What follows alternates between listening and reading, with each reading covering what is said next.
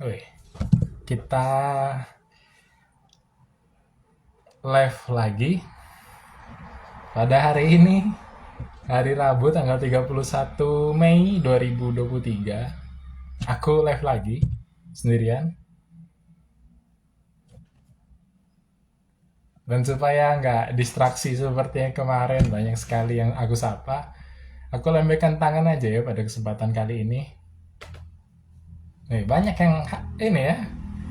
Aku lembekkan tangan aja ke kawan-kawan yang memang hadir. Sebelum menutup bulan Mei pada tahun ini, aku tuh mau cerita, mungkin mau cerita. Aku mau cerita terkait dengan ada kisah. Kisahnya ada pasangan suami istri baru menikah 1 tahun, lalu eh, istrinya hamil di bulan di bulan-bulan hamil tua di bulan-bulan April 1998, dan suaminya bekerja di suatu em, perusahaan sebagai supir ya. Perusahaannya namanya CV Lintang Guntur ya, di membawa eh, material ketika ada proyek pembangunan jalan di arah Lampung Barat dan bekerja sama dengan CV31. Tadi CV-nya Lintar Daudnya Guntur gitu. Dan tiba-tiba terjadi krisis ekonomi. Krisis ekonomi tahun 98. Dan proyek-proyek berhenti. Proyek-proyek berhenti. Termasuk pembangunan jalan. Efek dari krisis ekonomi waktu itu. Karena hamil tua,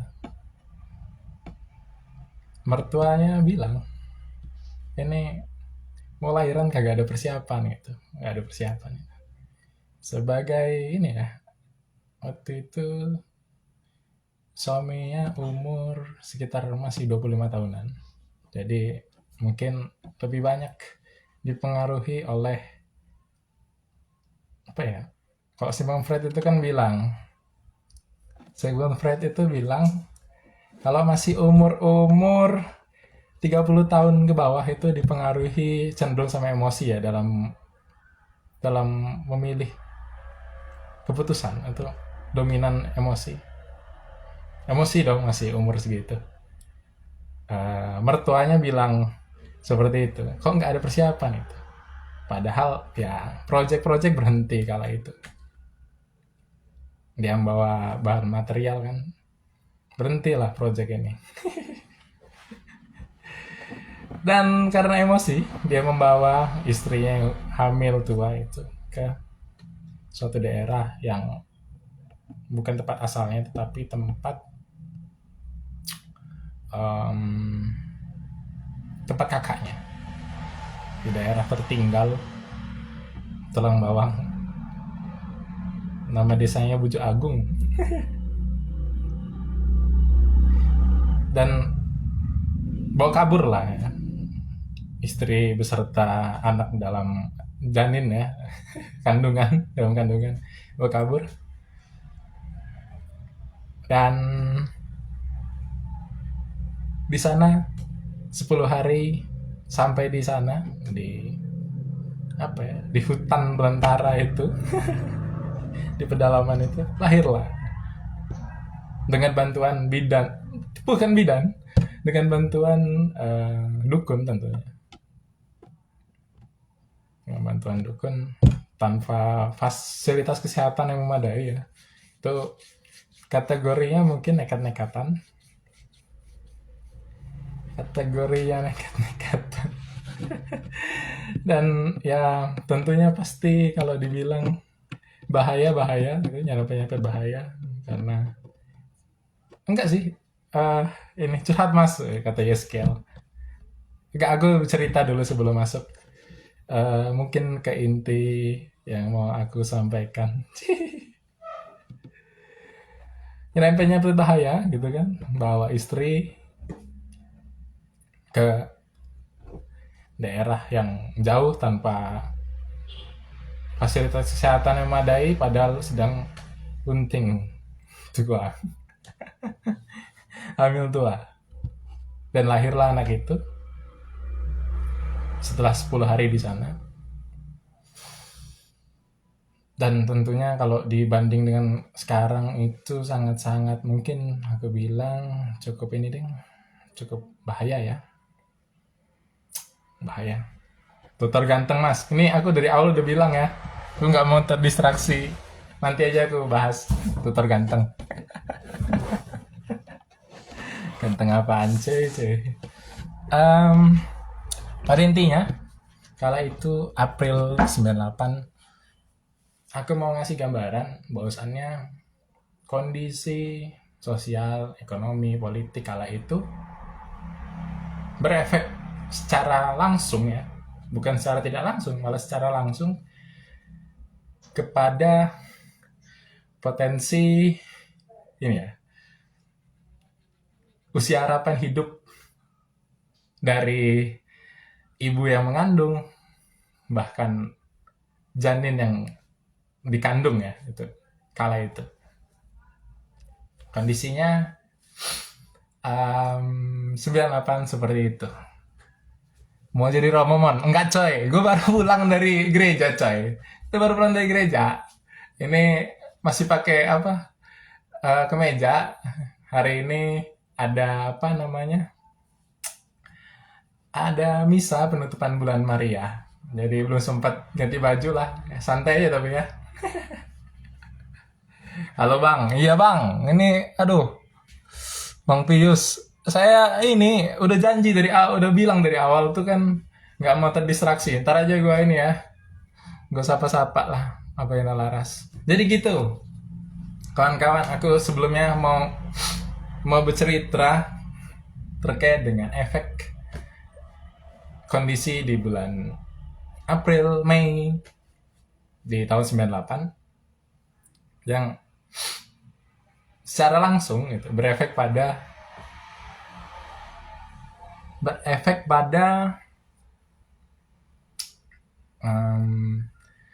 berkurangnya potensi harapan hidup seorang anak ya. Dan anak itu adalah aku ya kan, lahir di Tulang Bawang coy, itu bukan di suatu kota ya. Tulang Bawang, bahas apa ini nanti ya, bahasannya ini 25 tahun reformasi. Ini tak awali dengan ini apa, lahirnya diriku. Gitu. Secara tidak langsung mempengaruhi lah itu. Secara langsung malahan mempengaruhi berkurangnya usia harapan hidup ya. Potensi usia harapan hidup ya seorang ibu dan anak ya. Karena waktu itu proyek-proyek berhenti. Terus ada keputusan emosional seorang suami ya yang nggak ada kerjaan, nggak ada pekerjaan, dan akhirnya istri dan anaknya nggak dilayani fasilitas kesehatan yang memadai itu. Karena di sana belum ada puskes ya.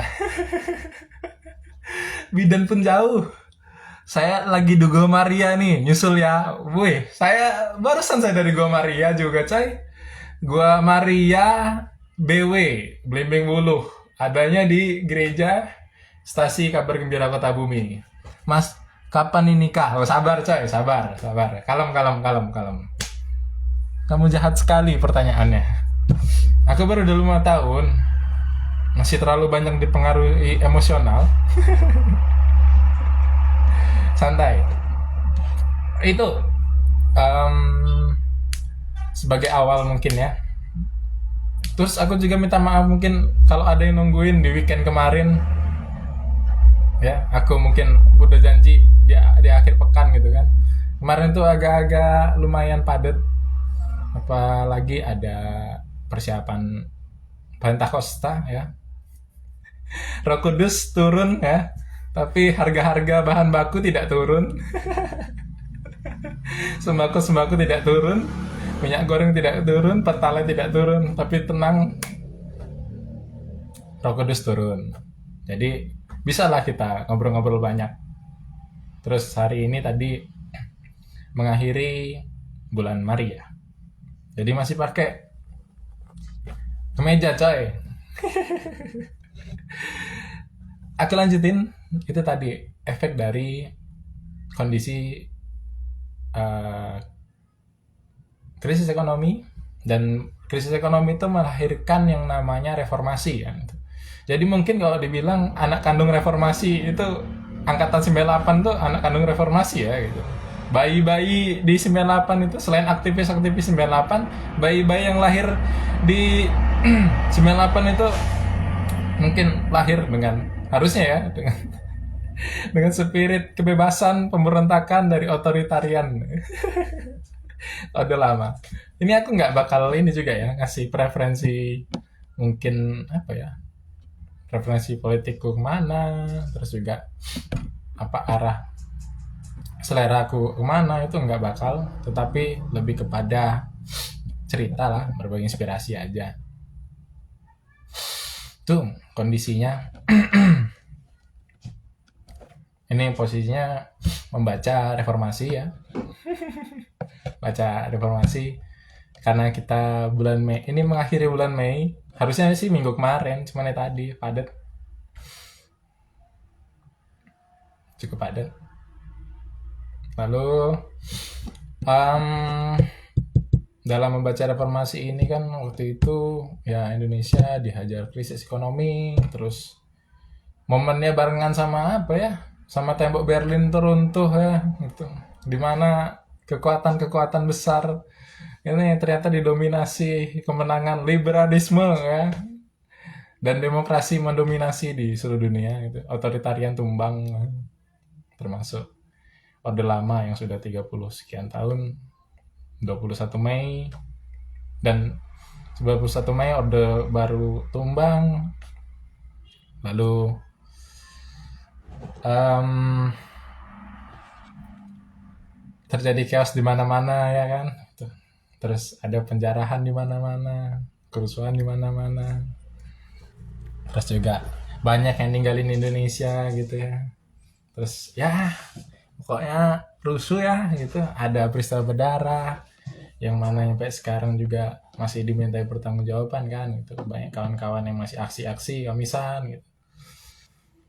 Dan karena krisis dan mahasiswa bergerak ya itu membaca keadaan, akhirnya adalah bantuan IMF ini datang gitu kan. Bantuan datang, dan bantuan ini kan cenderung biasanya itu tanpa, harusnya gitu ya, tanpa syarat, tapi ini pasti syarat dan ketentuan berlaku ya, termasuk um, apa ya, nuansa-nuansa liberalisme gitu, itu dominan, padahal mungkin nggak sesuai dengan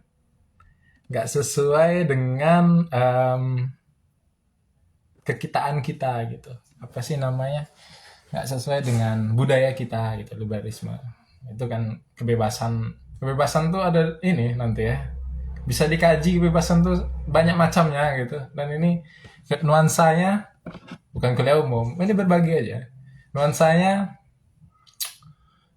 itu kan apa ya, kalau kebebasan liberalisme itu hak individu gitu kan, individualisme, padahal mungkin kita bukan ke situ.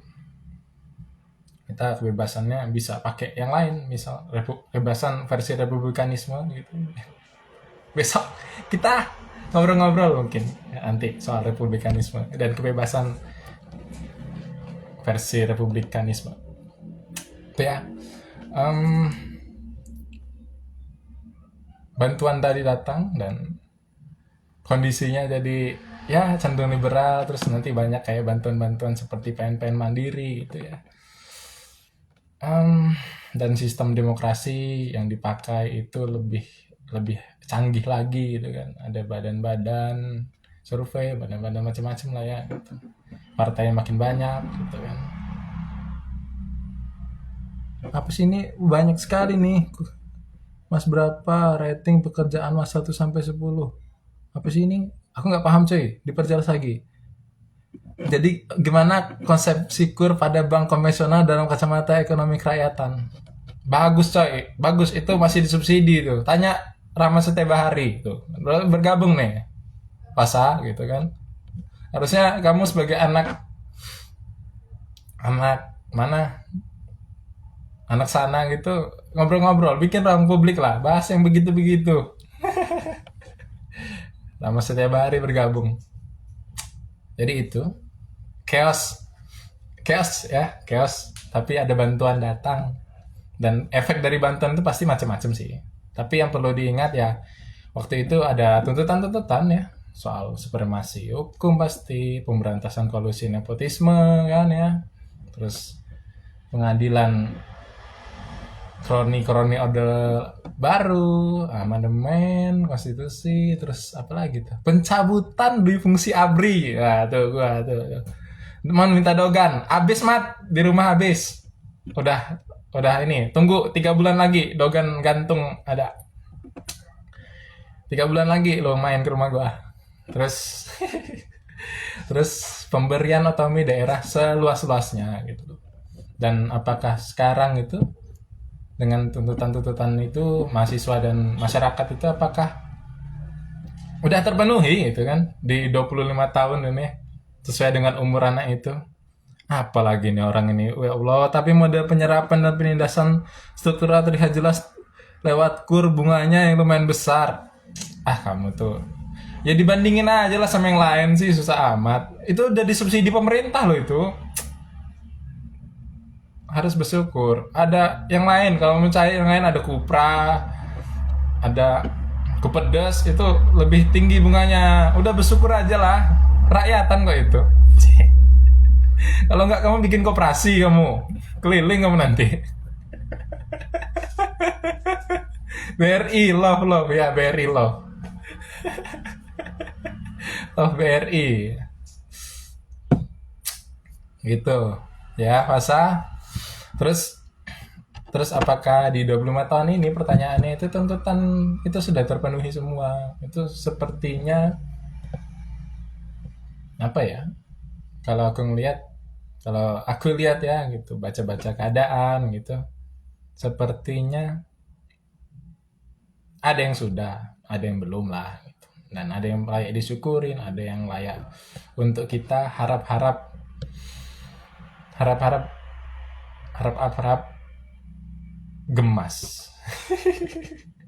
Jangan harap-harap cemas ya. Harap-harap gemas aja gitu. Kayak mulai ada isu dirancang suatu peraturan yang bisa potensi nanti ada difungsi lagi itu. Tuh terus juga soal isu-isu kebebasan berpendapat dibatasi gitu kan. Itu perlu kita ya perlu ditelaah lagi, perlu dilihat terus lagi karena kita sudah bersepakat gitu kan, kita karena reformasi itu biayanya ya nyawa juga itu. Terus ya kita maju ke depan, ada wacana juga mau di pembaruan juga ada pembaruan reformasi ya begitu. Raja Buah Lampung bergabung, lambaikan tangan. Kamu tuh siapa? Nah, mungkin itu sih yang mau aku sampaikan malam ini. Santai aja. Putu Indra bergabung, lambaikan tangan. Weh, kamu rewang kamu, Le. Sambil nonton, katanya kamu fokus rewang. Jadi itu mungkin untuk merawat ingatan kolektif. Tadi aku mulai dengan ya kisah soal satu keluarga muda di era reformasi ya. Lalu Aku coba membaca ulang kembali gitu ya, coba untuk mengingat kembali memori kolektifnya gitu, dan sedikit melempar pertanyaan gitu, apakah sudah terpenuhi atau belum gitu, ataukah seperti apa gitu. Yang jelas kalau aku lebih memilih untuk harap-harap gemas ya. Ini banyak yang gabung ya. Besok itu libur ya coy. Hari Kamis hari lahir Pancasila. Hari lahir Pancasila. Oh ya, ini 1 Juni besok ya. Soekarno di sidang BPU PKI yang pertama gitu kan, dia mulai ngide-ngide dengan rancangannya yang disepakatin. Terus 2019, 2000 berapa ya kayaknya, mulai ini 2016 apa 19, 2016 kayaknya mulai libur ini kayaknya, hari lahir Pancasila ditetapin kayaknya sih, seingatku ya, kayak waktu itu mulai kuliah kayaknya baru libur ini hari lahir Pancasila, seingatku ya, tetapin nama Pak Jokowi. Yes, mungkin begitu. Nih aku sudah mulai kesumuan, sudah mulai panas karena tadi pulang gereja langsung pengen live lah, pengen live aja untuk menutup di bulan Mei, karena aku mulai melihat apa, Meidam ya. Meidam dari ini yang kawan-kawan yang aku follow, kayaknya aku cobalah aku bahas ini soal yang ada di benak aku di bulan Mei itu loh, apa sih ini sih, aku coba untuk coba untuk mengingat-ingat itu, merawat ingatan aja apa sih itu, dan dalam kondisi yang santai. Mungkin gitu aja. Poin-poinnya apa ya? Lebih kepada mencoba untuk merawat memori kolektif, karena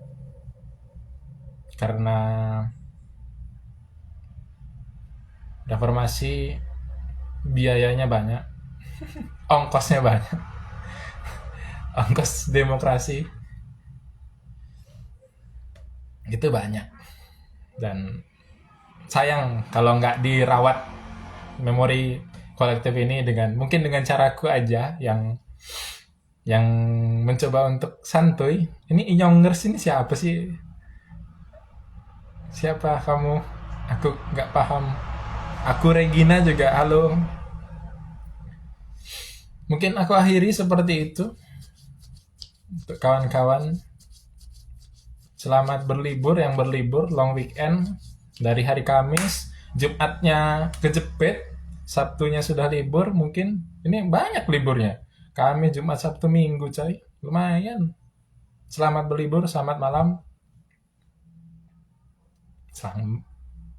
semangat terus, kita isi lah ya, kita isi ruang publik ya. Dan aku berharap mungkin ke depan ada ruang-ruang publik di lokalanku aja. Anak bir, wih, Binaima remaja. Iya, biasanya kita ini ya ngebir ya. Anak bir Inyongers ini ternyata, tapi aku kurang paham siapa. Ya udahlah, mungkin gitu. Semangat terus kawan-kawan. Semoga ke depan aku berharap ada ruang publik yang bisa lebih banyak ya, untuk mengaktualisasikan banyak pikiran-pikiran kawan-kawan itu sendiri, kawan-kawan muda itu sendiri, supaya nggak terlewat begitu aja. Halo Mbak Putri, aku sudah mau live. Sekian dan terima kasih.